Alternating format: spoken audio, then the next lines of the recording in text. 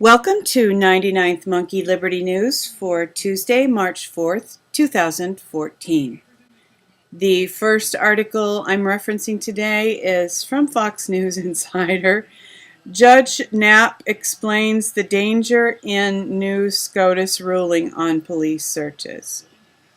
And important information here.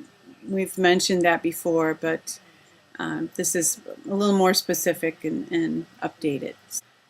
From Boing Boing, how the feds broke their pot promise. Monday afternoon, Robert Duncan will report to Mendota Federal Prison in Fresno, California, to begin a 2-year prison sentence. His crime? Working for a medical marijuana business that was legal under California state law. Not owning it, not profiting from illegal sales, merely for being employed by the business. And that is just a significant aspect of the whole nullification, legalization. State governments are more and more finding themselves in opposition to federal government. And certainly this is the kind of issue, when I talked the other day about the 9th and 10th Amendments, this is the kind of issue that really is under the proper jurisdiction of the states. So the feds breaking in like this is really contrary to constitutional law. Whether the Supreme Court acknowledges that or not, that is the fact. This article is from counterpunch.org. Brother, Can You Spare a Billion? Glenn Greenwald and the Myth of Income Equality. Quite righteously, Glenn Greenwald and his sidekick Jeremy Scahill see nothing wrong with Pierre Omidyar having $8 billion and not using it to house, feed, clothe, and heal the poor. No harm, no foul. And the article goes on, and this was tweeted by Sibyl Edmonds, who had kind of a little war going on with Glenn Greenwald. And I think it's important to just consider the broad picture here. I do agree to a large extent with Sibyl Edmonds. She makes a lot of good points. Why did Glenn Greenwald agree to do this for money? On the other hand, people believe that it's wisdom to let the information out gradually that Edward Snowden has brought to the table, because in letting the information out gradually, the focus on the NSA spying remains in the public forum instead of just all coming out and passing through one news cycle, that it's coming out slowly. So this is all interesting. I think it's great that Edward Snowden is a whistleblower and willing to take the risk in bringing the information that he has and placing it out in the public. And Glenn Greenwald is facilitating that. Love him or hate him, it is happening. So I suppose on some level that's good. Here's an interesting article from Max Kaiser. Entire NHS hospital patient database for England uploaded to Google servers, says MP. The data set was so large it took up 27 DVDs and took a couple of weeks to upload. So now they, all this information that should by rights certainly be private information. Well, it's not private information, and there's a little miniature information cyber war going on here, it seems like, from DSLreports.com. NSA GCHQ collected millions of Yahoo user webcam images, and this was private images that were a part of Yahoo, and they have now come into the possession of the NSA and also the British intelligence agency GCHQ. So indicates that UK intelligence agency GCHQ, with help from the NSA, intercepted and stored webcam content from millions of Yahoo users regardless of whether or not they had been suspected of any wrongdoing. So just this information about how the extent to which they're spying on people just keeps coming and coming and coming.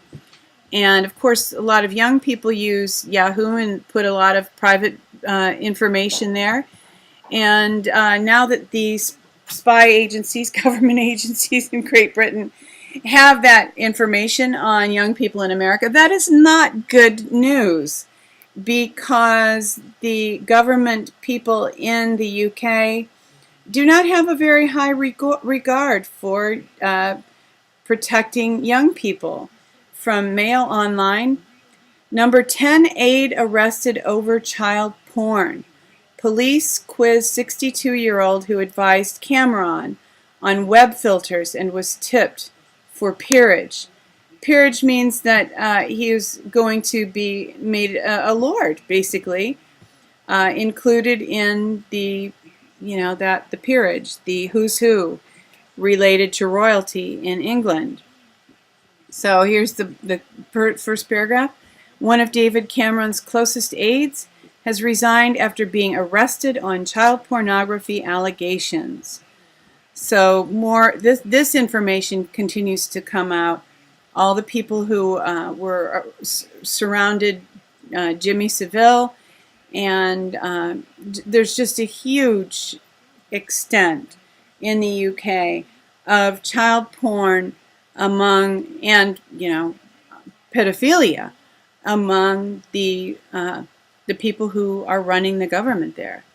So I'm so glad that these things are being exposed. Jesus said that what was whispered in a dark corner would be shouted from the roof. So this is happening, and it's good. People are becoming aware of what the people that they used to idolize are really like, who they really are, and they're not good. They're not good people. They don't deserve to have positions of authority. From Infowars.com, Americans' fear of Islamic terrorists has worn off, so government pulls out evil Russian card again. And yes, I have some articles here about Ukraine and what is happening there, and I do believe that is true. I do believe to a large extent that is what's happening, that they want us to be afraid of the Russians again. They need to keep us afraid of somebody so that we can't rise up and realize what tyrants they are and reclaim our constitutional republic. But here from RT, back to Ukraine. Ukraine turmoil live updates. And so if you want to know, if you want to keep up with what's going on there up to the minute, this is a good source. The reason that I have this here is there's a certain point at which they state that they want money from the IMF. Okay, and Kerry said the Obama administration would work with Congress to approve $1 billion in loan guarantees to help lessen the impact on Ukrainians of proposed energy subsidy cuts. Where is Congress going to get $1 billion? We're close to bankruptcy. The Federal Reserve is close to bankruptcy. We don't have $1 billion. Our government doesn't have money for our government, but we're making these commitments to Ukraine. It's outrageous and absurd. Ukraine seeks $15 billion rescue from IMF. Well, again, the IMF doesn't have money either. I mean, they do, but it's secreted away. They don't give people access to it. They don't use it for the people, and that's of course the same with the U.S. government. There are trillions of dollars in the coffer funds, but nobody talks about breaking those open because our country needs them, because the people of our country need them. Forget that. Those are privately held, and they are not for you. A little deeper look at Ukraine. Follow the energy, and this is from Washington's blog. Scrape away the media sensationalism and geopolitical posturing, and it boils down to a simple dynamic. Follow the energy. Though many seem to believe that internal politics and geopolitical posturing in Ukraine are definitive dynamics, I tend to think the one that really counts is energy, not only who has it and who needs it, but where the consumers can get it from. How wonderful it will be when the patents for free, clean energy are released and we don't have to follow the energy anymore. We can access energy ourselves, individually, off the grid, and we'll be another degree more free from these tyrants who want to impose a sense of lack when there's really abundance on the earth, but through poor management and intentional withholding of resources, they impose this sense of lack that keeps us all off balance and in fear. And we're just about done with that, aren't we? Are we ready to move on into the next phase of human existence? A new renaissance. How about that? Sounds a little less metaphysical. From this website, WTFRLY, is a very interesting article. I don't know how much weight to give to this, but I wanted to include it. Russian military Crimea earthquake hid by USGS near world's oldest pyramid by Sevastopol. And yeah, supposedly there are some extremely old evidence of extremely old civilizations and a different place in the world, and they are outside of the scope of what most of us are taught in history classes, and talking about them tends to make a lot of people very uncomfortable because they kind of indicate that really the scope of what humankind has experienced in the past is much broader than what we are led to believe.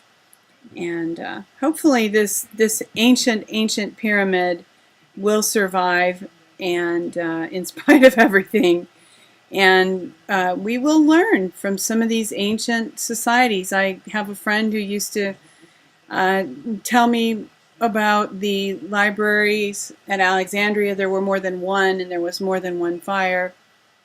That there was a lot of secret information there that the elite don't want the rest of us to know. I used to argue with him and not believe him, but as time has gone by, you know, there really has been a lot of information that has been covered up and kept secret. And information is power, and the elite have used that information as power over us. And this information, you know, it's humankind. It belongs to all of us. So I think it's important for all of us to know these secrets, not to, you know, secret and occult are kind of related words. Not that we want to know the dark side of everything, but just truth. We will know the truth, and the truth will make us free. If people had very advanced civilizations in the past, that's the truth. If it's true, then that's truth that can be added to our cache of truth that makes us free, and we will become more free in having more truth. And that was just for fun. From Natural News, obesity in Europe set to become the new normal. And this kid reminds me of Augustus Kloog from the Charlie and the Chocolate Factory movies. The kid that fell in the chocolate lake. I don't know. I can't help but think of Augustus Kloog when I see that photo. But it is a serious matter, and it's really unfortunate. You know, obesity has been common in the U.S. for some time, and while the Europeans mostly stayed slim and fit, and now obesity is beginning to extend there too. Most likely because we have exported some of our unhealthy eating habits to them, and some of that was probably intentional. And when I saw that article, I also thought about this film, Branded, which I have mentioned before. It really is a great window into the world of marketing. And this you can see by this image. This is an unusual film. It departs to some extent from reality, at least as we have specifically experienced it. But it's a great film to help in understanding how marketing works and how we are being led on whatever path some high up elite leaning toward evil person, if not completely evil, wants us to behave. So, and it's entertaining too. For our good news of the day, the Fountain of Youth, DHA. And the article is about how DHA can help in restoring brain function, and just seems to be a very helpful supplement to take. The results of this study are very encouraging for those consumers concerned about maintaining memory. We know that lower DHA levels are associated with cognitive decline in healthy elderly and Alzheimer's patients, and higher DHA levels help reduce the risk of Alzheimer's disease. So there is the good news for the day.